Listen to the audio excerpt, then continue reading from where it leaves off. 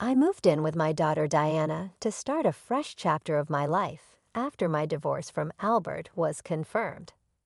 After this changeover for around 8 months, something unexpected happened. I was having some downtime with Diana at home on one of my days off when I got a strange call from my mom.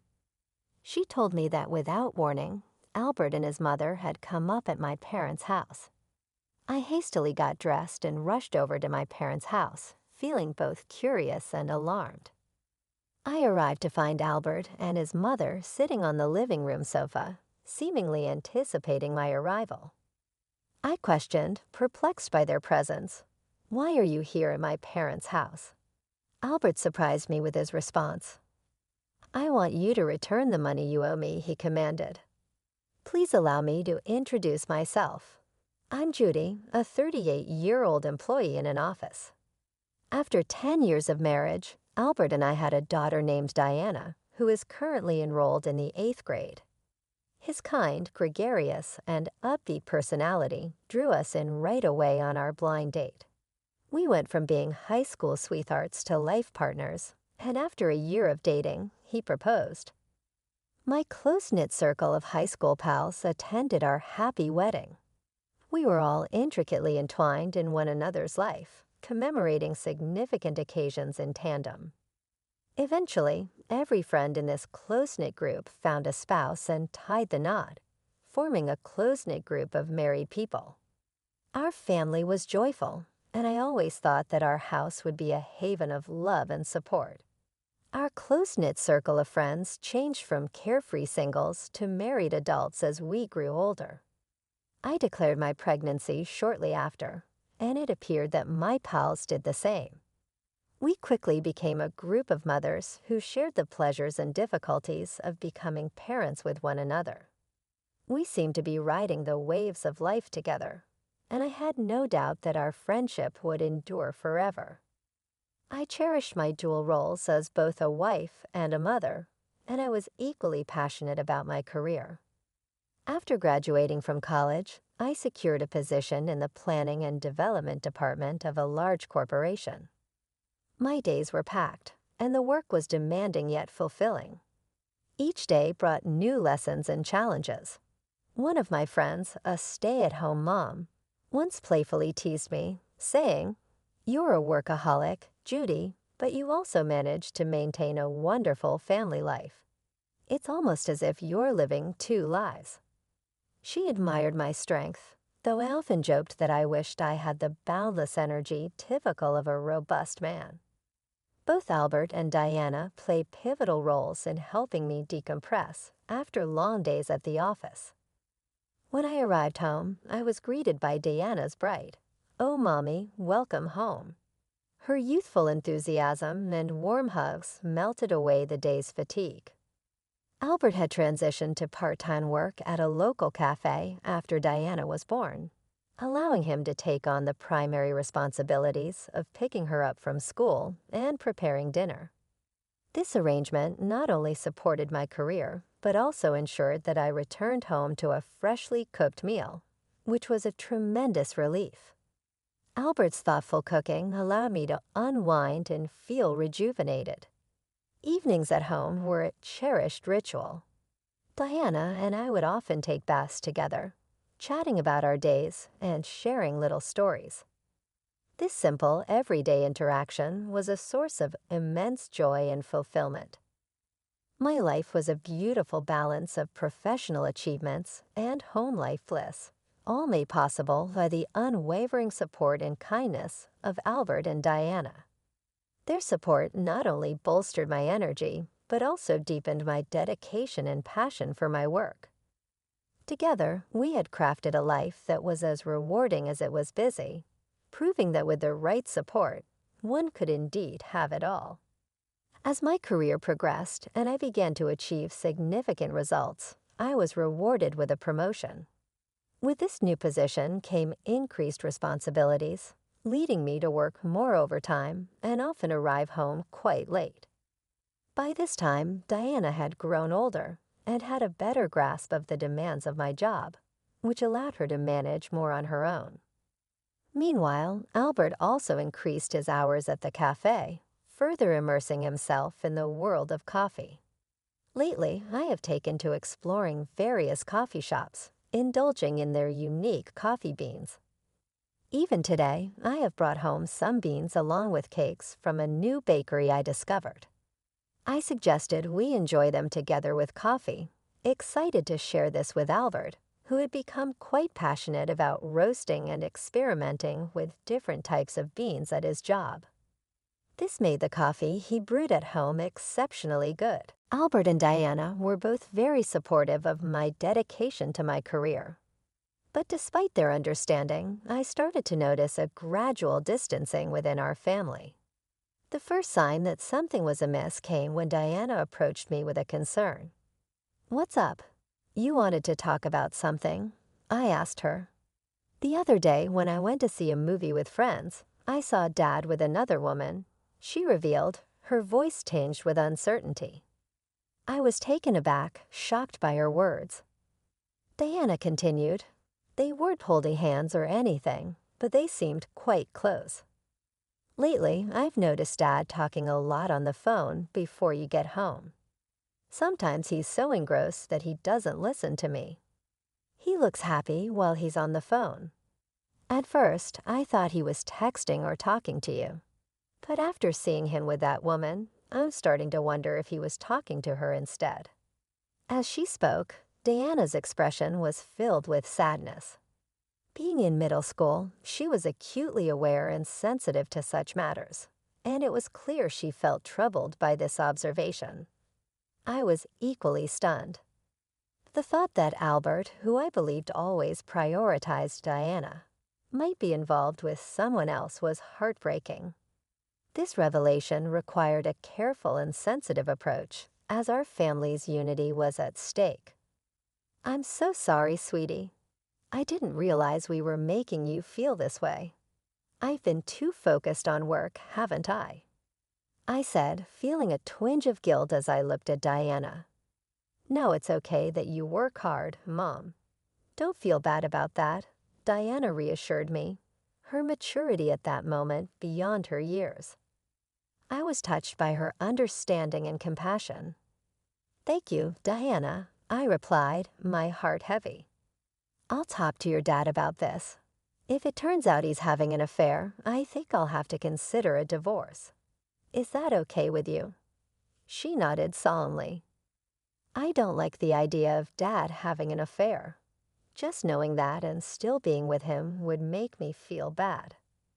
Seeing Diana so distressed made me realize just how much I had overlooked our family's needs.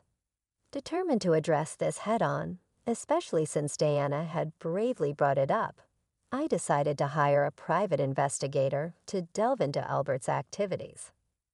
The findings were as shocking as they were conclusive.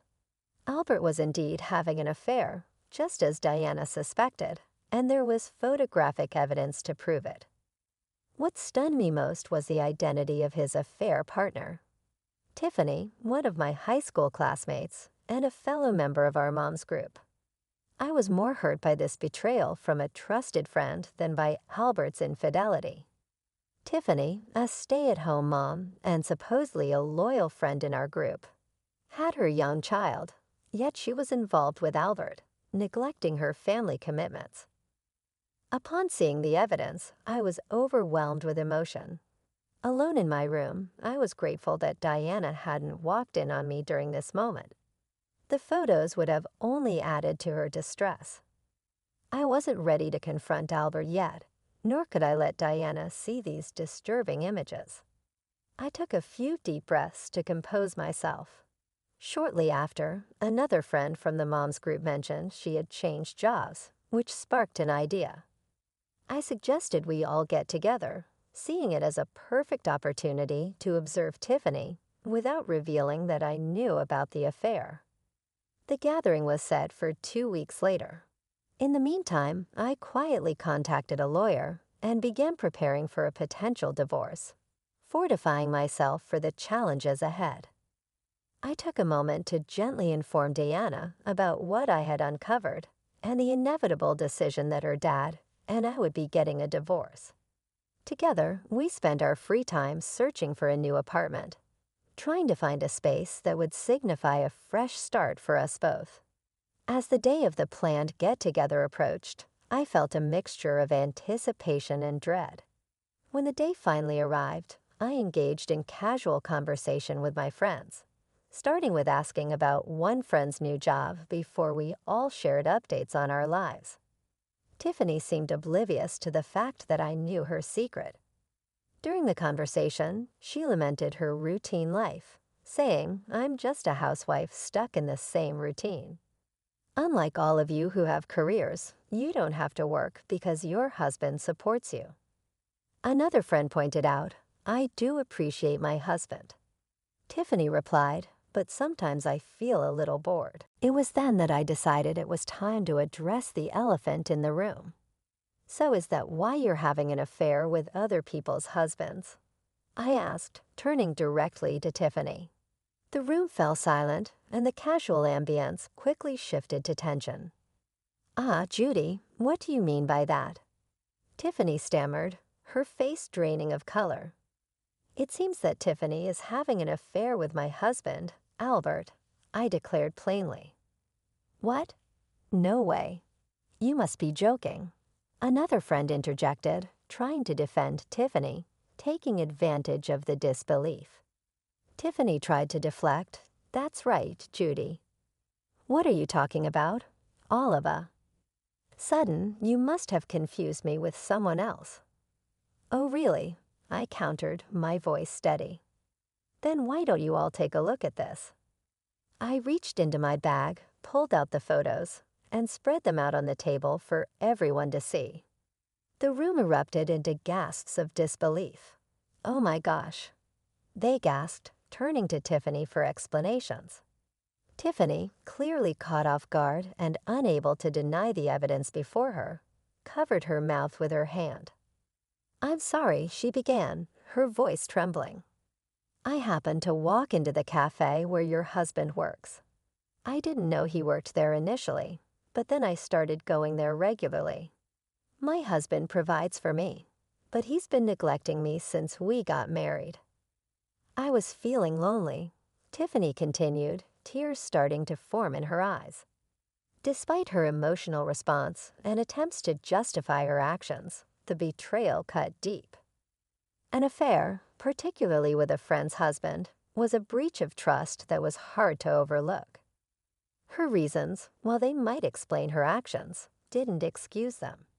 The revelation was painful but necessary, as it confirmed the reality I had begun to suspect and reshaped the dynamics of our friendship and personal lives. Throughout the confrontation, I maintained my composure, unaffected by Tiffany's tears. "I'm sorry to everyone else here, but Tiffany, I need to let you know that I will be seeking alimony from you," I announced firmly. I had also taken a formal step earlier that day. I sent a certified letter to your mailbox. Today, your husband should have already seen it. Tiffany's face fell as she absorbed the weight of the situation. "Oh no," she murmured, a mix of worry and disbelief in her voice. "How could he do something so terrible?" she asked, still reeling from the shock. "It's far worse to have an affair with a friend's husband, especially when you're married and have a child." I replied, steady and resolute, "You need to face the consequences and make amends for your actions." Visibly shaken, Tiffany nodded her acknowledgement. One of my friends chimed in, "We really can't trust you anymore, Tiffany." With that, we left the restaurant, leaving Tiffany to grapple with the fallout. Once I dealt with Tiffany, it was time to confront Albert. I was fairly certain that Tiffany had already informed him about what had transpired. When I arrived home, Albert was waiting at the door, his expression panicked. "What have you done?" "I just got a call from Tiffany." "Are you making our affair public?" "How could you be so terrible?" "You acted like a good husband, but you were cheating on me." And no, it's not just about exposing Tiff. "How could you do that to her family?" I retorted, "It's ridiculous." I continued, my tone firm. It seems people who have affairs think alike. You believe that as long as the other person doesn't find out, it's not a big deal. But what you did was wrong, and it all needs to be revealed as part of your punishment. That's why I'm going to divorce you and seek alimony and child support. Faced with clear evidence of the affair, Albert could not deny the truth. He agreed to the divorce, though he was initially hesitant about the financial implications. Once I hired a strong lawyer and made it clear I was prepared to take the case to court if necessary, he finally consented to the financial arrangements. Following the divorce, Albert sold the house we had lived in and moved to a new apartment. I pursued and received alimony from both Albert and Tiffany, totaling $50,000 from each. Additionally, I secured child support from Albert. Once everything was settled, Diana and I began our new life together. Though the ordeal was deeply traumatic for me, the experience, while painful, marked the start of a new chapter where we could seek peace and rebuild our lives. Over time, the emotional wounds from my divorce began to heal. However, about 8 months later, I faced a new challenge. While I was enjoying a relaxed day at home with Diana, my peace was disrupted by an urgent call from my mother. She informed me that my ex-husband Albert and his mother had unexpectedly shown up at my parents' house and had forced their way inside without permission. My father was not home at the time, so my concerned mother quickly rang me up. I hurriedly prepared myself and went over to my parents' house. Upon arriving, I found Albert and his mother sitting nonchalantly on the living room sofa as if they belonged there. Confused and a bit alarmed, I asked, "What are you both doing here at my parents' house?" All of a sudden, Albert's response was shocking. He demanded, "I want you to give me back the money you owe me." "Huh, I never borrowed any money from you," I replied, perplexed. He retorted, "I paid $225,000 for our wedding. Remember, you were in charge of the wedding, so that money was lent to you. Now that we're divorced, you're claiming it was all a fraud. Honestly, I could sue you for marriage fraud, but for now, all I want is that $25,000 back as a settlement." This unreasonable request took me aback. His mother also chimed in, insisting that I pay him as soon as possible.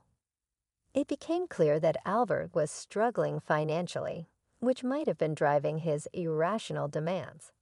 He had taken a full-time job at the cafe where he used to work part-time, but the pay was modest. Firmly, I reminded him, we both were equally involved in the wedding, and I paid more of our living expenses than you did.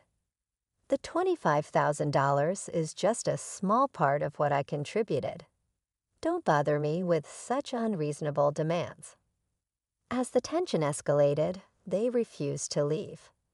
Just then, my father arrived, having been alerted by my mother. "What are you guys doing here?" he demanded sternly. Albert repeated his claims to my father, who, although usually calm, was visibly furious and shocked by Albert's audacious demands. "It's your fault for having an affair in the first place. If you're going to make such outrageous demands, get out of here," my father asserted, trying to expel them from the house. In a desperate turn, Albert fell to his knees and begged, "Please, Judy, lend me money. Not only are you demanding alimony, but Tiffany's husband is also after me and I can't afford it. Even $6,000 would help." It was disheartening to see him in such a state begging for money. However, I responded firmly, "No, I can't do that. Go home." The situation highlighted the deep desperation Albert was experiencing, but also reaffirmed my resolve to maintain boundaries and protect my family's peace. As the situation with my ex-husband and ex-mother-in-law escalated, my father intervened, suggesting he'd handle it. "Fine, I'll get the money." "Just wait here," he said calmly and walked to another room. Curious, I followed him. With a mischievous grin, he said, "Well, I have plenty of money. Since we have it, why not give it to them?" He opened the closet and pulled out some cash, creating a sense of suspense. I wondered how this would play out, mused silently.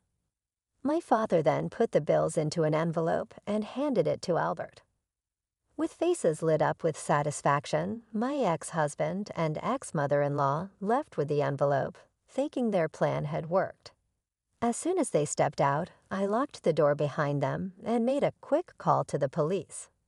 It didn't take long for Albert and his mother to realize the money was fake. They rushed back, pounding on our door in anger. "Hey, what's going on? This is monopoly money. I don't want this fake cash," Albert shouted, his voice thick with fury. I couldn't help but laugh as I responded through the door. "Since we have so much of it, I thought I'd share it with you." Albert's frustration peaked, and he began banging even harder, now kicking the door with his feet. Their actions only escalated the situation further. As Albert and his mother wreaked havoc on our door, the police arrived and caught them in the act. The scene drew the attention of the neighbors, many of whom witnessed their arrest. In the end, not only did Albert not get any money, but he was also fined for the disturbance and had to cover the damage to our front door. Ironically, one of the bystanders was a regular at the cafe where Albert worked, and word of his antics spread quickly. As a result, Albert lost his job and found himself struggling to find new work. He had to move back in with his parents, and his in-laws ended up covering his alimony and child support payments. To safeguard my family further, I filed a restraining order against my former in-laws, ensuring that any future incidents would lead to an immediate police response. Now life is more peaceful and fulfilling. I'm devoted to working hard and relishing the time watching my daughter Diana grow up.